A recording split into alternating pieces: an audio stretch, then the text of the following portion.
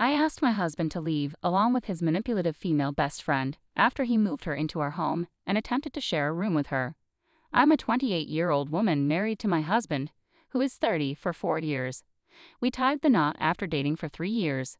Our relationship was fairly typical, except for one thing: his bond with his best friend. I'll call her Fiona. She has been his neighbor since childhood, and they did everything together. They attended the same daycare, kindergarten, middle school, and high school. They also went to the same college, though in different departments. Their close friendship has persisted since they were kids, a detail that seems to come up constantly. They only drifted apart when they started working, which is how I met my husband. Fiona often jokes that I am the third woman in his life, first his mother, then her, and now me. While she says it lightly, I can't help but wonder if she really means it. To be upfront, I've always felt that Fiona didn't like me and saw me as competition. When my husband and I first started dating, he introduced her as his oldest friend, and I tried to be cordial. However, she quickly started mocking the amount of makeup I wore and insisted I didn't need to try to impress her. This behavior persisted, with her frequently making jabs at my appearance and clothing or offering backhanded compliments designed to make me feel insecure. Once, she bluntly told me that my husband's type was dumb blondes. And yes, I'm blonde. By now, you probably have a sense of the kind of person I'm talking about. Throughout our dating years, I brought up my discomfort with Fiona to my husband several times. He always dismissed my concerns, insisting that I would eventually warm up to her. He described her bluntness as an acquired taste, and often put down others to make her seem more appealing. In hindsight, this should have been a red flag, but at the time it felt like a small price to pay to be with him. He was everything I wanted: smart, funny, and charming. I decided to tolerate Fiona because I was determined to be with him, and he always reassured me of his love. So things seemed fine. Over time, I started to ignore Fiona's jabs and stopped letting them bother me.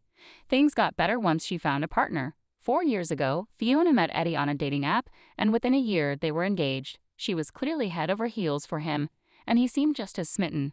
Although I thought a year was too short to truly know someone and they hadn't lived together long enough to consider marriage, I kept quiet. Fiona and I weren't close, and I knew any comment from me would lead to a scene. I did mention my doubts to my husband, hoping he might gently guide her, but he just focused on how great it was that they were both engaged at the same time and might even get married together. They discussed a joint wedding, but I put a stop to that idea, saying Fiona's vision was too different from mine, and thankfully, she didn't press it. Fiona married Eddie about a month after us, and everything seemed perfect until recently. 5 months ago, Fiona confided in my husband, revealing that she and Eddie had been struggling to conceive for nearly 6 months and were about to begin fertility testing. Unfortunately, it turned out that Fiona was infertile.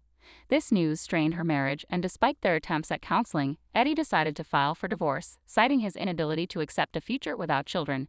It was a cruel and heartbreaking decision, and I felt genuine pity for Fiona. She started visiting us much more frequently, and I tolerated it because I understood she was going through an incredibly tough time, and my husband was her only confidant. I couldn't bring myself to feel annoyed by her constant presence, as every visit seemed to end in her tears, with my husband trying his best to console her. It was hard to be irritated with someone who was in so much pain, especially knowing how much she loved Eddie. As the divorce proceedings began, Fiona had to see Eddie during their meetings, which only made things worse for her, and she began to spiral even further. My husband asked if Fiona could stay with us temporarily to help her feel better, claiming that our home was the only place where she felt sane. That was nearly 2 weeks ago, and as soon as I agreed, I began to regret it. Fiona criticized everything I did, and because she was so depressed, her complaints were often overlooked. She didn't like my cooking, the decor of our house, or the shows I watched, so we had to accommodate her preferences, which my husband insisted was necessary for her well-being. I told him multiple times that I wanted her to leave and suggested she move back in with her parents if she was going to be ungrateful. He begged me to let her stay, fearing she might do something drastic if we kicked her out during such a vulnerable time. I kept quiet to avoid having that on my conscience. However, I had no choice but to ask both of them to leave the day before yesterday when they crossed a line. When I came home from work, I discovered that my husband had moved a lot of his belongings from our bedroom to the guest bedroom where Fiona had been staying. He had returned home early to do this, and when I got back, he and Fiona were still moving his things. I was bewildered and asked to speak with him privately, but he insisted that I could address the matter in front of her because she wouldn't mind. Truth be told, for the first time in weeks, Fiona actually seemed happy. So I asked my husband why he was moving his things into the guest bedroom, and he casually replied that he would be sharing a room with Fiona from now on. I was stunned for a moment. When I asked why, he explained that Fiona had been having panic attacks for several days and needed someone to comfort her when she woke up in the middle of the night, distressed over her divorce. I immediately told him that he couldn't do that and that it was insane for him to expect me to be okay with it. He fell back on the same excuse he'd used for years, insisting that Fiona was like a sister to him and that I had nothing to worry about.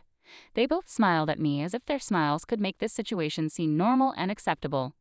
I was so angry and frustrated that I wanted to lash out at them both, but instead of losing control, I chose to handle my anger differently. I forced a smile and told them I understood their situation and that it was completely fine with me. My husband even had the audacity to say that he knew I would be okay with it, and they went back to setting up the room.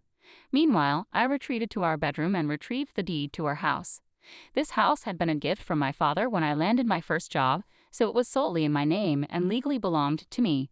Finding the document, I returned to the guest room and asked sweetly if they were done unpacking. When they said yes, I told them to start packing again because they were about to find themselves on the streets, free to play happy family as much as they wanted. My husband looked confused until I pulled out the deed and explained that the house was mine and I would no longer tolerate either of them living under my roof and disrespecting me. He tried to laugh it off, thinking I was joking, but when I didn't join in, he called me ridiculous and insisted that I couldn't just kick them out. I told him that I could and that I was already in the process of doing so he couldn't argue with me. I told him I was sick of him and even more sick of having Fiona around, who was nothing but a blubbering mess and an extremely annoying one at that. She started crying again when I said that, and my husband defended her, accusing me of being jealous and insecure. I didn't even bother to deny it. It was true, but my insecurity stemmed from their peculiar relationship, not from jealousy. I told them if they couldn't live without each other, they should stick to each other instead of entangling themselves with others and ruining lives, including mine. The argument quickly escalated into a bitter fight, but eventually, they left. My husband claimed he felt insulted, saying he had been nothing but loyal to me, but that wasn't enough for me. Fiona continued crying as she left, calling me evil and jealous. I didn't respond. I just didn't have the energy to argue anymore. I just wanted them to be gone. I thought my troubles would end once they left, but that wasn't the case. As soon as I kicked them out, our mutual friends, who had never commented on our relationship before, started texting me, insisting that I was making a mountain out of a molehill. They believed my husband was just trying to be a good friend to Fiona, and that panic attacks were serious matters. They said I was making it all about my insecurities instead of taking it seriously. I suspected he had orchestrated the messages because they all followed a similar pattern. I tried to ignore them, but then he enlisted his family and relatives to contact me, telling me I was being cruel for kicking them out while Fiona was going through such a tough time. They called me heartless and said I didn't deserve a husband like him, insisting they had always known I wasn't good enough for him, which was why I was so insecure and threatened by Fiona. I didn't see the point in arguing, so I blocked everyone for my own peace of mind. No one seemed to understand what I was going through. They only cared about my husband and Fiona's feelings. I thought blocking them was the solution and decided to file for divorce, but then my husband reached out to me from a different number, insisting he was willing to come back if I apologized. In his message, he reiterated that Fiona was like a sister to him and that he had never had any romantic feelings for her. He claimed I had misinterpreted the situation, explaining that he cared for her deeply and loved her, but it was a platonic, sisterly love, not romantic. According to him, his romantic feelings were always reserved for me. He told me that the thought of life without me was devastating. He admitted he made a mistake by leaving that day, but also believed I had overreacted and misjudged the situation. He asked me to think things through calmly, to consider the consequences of my actions without haste, so I wouldn't regret anything later. He was willing to come back and work on our relationship if we could both apologize for the misunderstandings. I'm really unsure how to respond to that. I don't think I was harsh, but I'm questioning whether divorce is the right decision now, especially since he insists Fiona is like a sister to him. Honestly, that message threw me off, and now I'm wondering if I should even proceed with the divorce. I struggled with the idea of kicking my husband out when he said he wanted to share a room with his female best friend to comfort her during her panic attacks. Update 1. Hey, so I guess I was incredibly blind. The criticism I received in the comments of my original post was eye-opening and made me realize I had been neglectful. And now my marriage is over. I should have addressed his friendship with Fiona earlier. It might have led to our breakup then, but it would have been worth it to avoid this divorce over Fiona now. I don't understand how I let my husband get away with so much. I guess I just really loved him, maybe still do. And that's why I was considering forgiving him and trying to get back together. In my defense, he is a smooth talker and always tried to gaslight me into thinking his friendship with Fiona was completely normal and that my insecurities about it were unacceptable. It took years of manipulation, but he eventually pushed me to my limit when he tried to stay the night with her. That was the final straw. My parents are supportive and believe I'm making the right decision by moving forward with the divorce, considering there's no way for us to recover from this. He can't undo the things he said, and I don't think he'll end his friendship with Fiona just to be with me. It's been a few days and I haven't responded to his messages. I don't even know where they are now, and I don't think I want to know because I might not like the answer either way. I need to move on from him and live my best life. I deserve someone who always puts me first, and clearly that was never going to be him. I was a fool for clinging to the hope that he might someday prioritize me over Fiona, but now I see that's never going to happen. It's best for me to leave while I can. I've filed for divorce and he will be served in a couple of days. Update 2. My husband was served a week ago, and he has decided not to contest the divorce. One would think that if he's not contesting, he wouldn't want to talk to me either. Yet he visited me last evening, expressing his disappointment that I was giving up on our marriage over something so trivial. I wasn't expecting him to show up, especially after I had kicked them out, but he needed to collect a few things, so I let him in. After he finished packing, he sat down across from me on the couch and said he wanted to talk. I remained silent, wanting to hear what he had to say. He told me he wouldn't contest the divorce if that's what I wanted, but he believed I was making a mistake. He insisted he had always loved only me and found it insulting that I could think he would ever cheat on me, especially with Fiona. He mentioned that they had been staying with his parents and that everyone was upset about my decision to leave over this. He said his mother wanted to talk to me in person after the divorce papers were served, but he stopped her because he respected my choice and didn't want to pressure me by involving others. I found this particularly rich coming from a guy who had told all his friends and family to text me, calling me a horrible, heartless person after I kicked him out. I brought this up because I couldn't resist. He looked uncomfortable and tried to deny that he had orchestrated it, insisting that everyone who texted me did so of their own volition. But I wasn't naive. I pulled out the messages from our mutual friends, all of which were eerily similar. I knew someone had been telling them what to say, and they were just repeating it. The only person who stood to benefit from this was my husband, so his denial wasn't going to make it any less true. The fact was, he had already tried to corner me and it hadn't worked, which is why he wasn't trying it again. It wasn't out of the kindness of his heart, as he claimed, so he attempted to shift the conversation and talked about how difficult the past few days had been for him, knowing our marriage was ending. He started crying on the couch, saying life wouldn't be the same without me, and he constantly wished he could do something to make things right. It was already pretentious enough that he was bringing this up, knowing nothing would change, but the crying was a bit much. I had no sympathy for him, so when he mentioned wishing there was something he could do to fix things, I told him I might reconsider the divorce if he promised to never see Fiona again. That really caught him off guard. He stopped crying almost instantly, and we both sat in silence, waiting for the other to speak. Just to be clear, I had no intention of staying with him, no matter how he responded to that question. Even if he had agreed to stop seeing Fiona, I still wouldn't have stayed with him.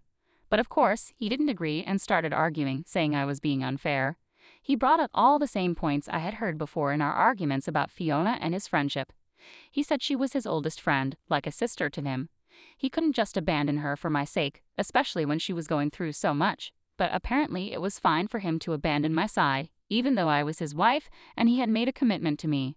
I got tired of him listing reasons why he should stay friends with Fiona and cut him off before he could add more. I told him that this was exactly why I was leaving. Because even when given the chance to choose between staying married to me or being friends with Fiona, he chose his friendship over our marriage. So he couldn't complain that I hadn't given him a chance or that I was overreacting. I had been right about everything and he had no answer to that, so he left quietly. Now we just have to wait for the legal proceedings to begin. Update 3. It's been a few weeks since my last update, and today we met in court for the first time.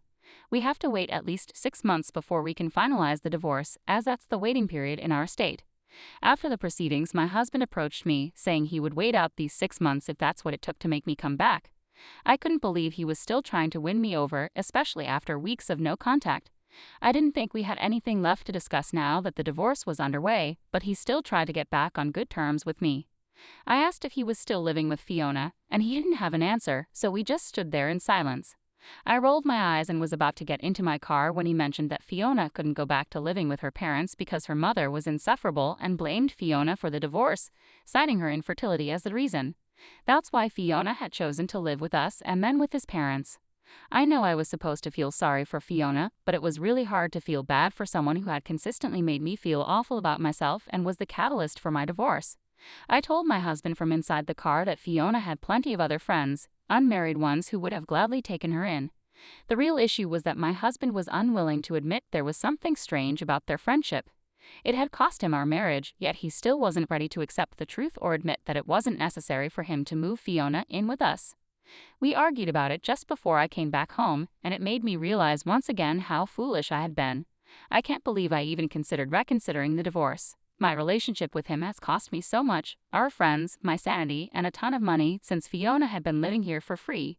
Now I'm also going to have to pay for the lawyer.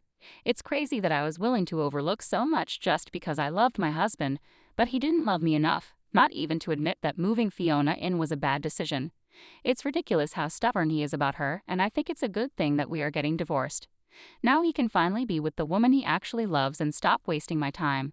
I just hope he realizes it soon and stops chasing after me. Update 4. So, something crazy just happened, and I can't believe my husband would say such horrible things about Fiona. We met a few days ago, and I hadn't expected to hear from him so soon. But yesterday, he showed up to finally admit that he was wrong and that I had been right about everything. He apologized and owned up to his mistakes, which I never thought would happen. It was a huge shock for me, and part of me still can't believe he finally realized how wrong he was and that Fiona had always had it in for me. I had been minding my own business when I came home from work, and that's when he showed up, ringing the doorbell frantically. When I opened the door, he stormed in without waiting for me to say anything, and I could tell he was riled up about something. I thought he was there to argue with me and was about to call the cops to have him removed, but to my surprise, he started crying again. This time it seemed genuine rather than for effect, like last time. I dropped everything to try and console him because, at the end of the day, I'm still just human. I couldn't be the person who watches someone cry and says nothing, even if it had been Fiona in his place. I would have done the same thing. After a while, he calmed down enough to explain what had happened. He told me that he had taken the day off work because he was feeling depressed about the divorce. Fiona had come into his room to comfort him, but instead of offering support, she started flirting with him, something she had never done before. He tried to tell her to back off, saying he wasn't in the mood for jokes, but she persisted, even trying to cuddle with him. That's when he realized I had been right about her all along. He admitted that although he had always seen her as just a friend or maybe a sister, she had been trying to get with him for years. They ended up in a huge argument, and Fiona accused him of leading her on, only to marry me. She called him a cheater before packing her things and moving back in with her parents. Now he was here to apologize, admitting that I had been right about everything. He said he was sorry for taking me for granted and that he didn't deserve someone like me. He believed that this divorce would help him get his head straight. We talked a bit more after that and cleared the air. I could see that he wasn't lying when he said he only loved me and that he had always considered Fiona a sister. It wasn't enough to make me reconsider staying, but it did help ease the burden of my decisions. We are still going through with the divorce, but we're aiming to part on good terms. I hope it works out well for both of us.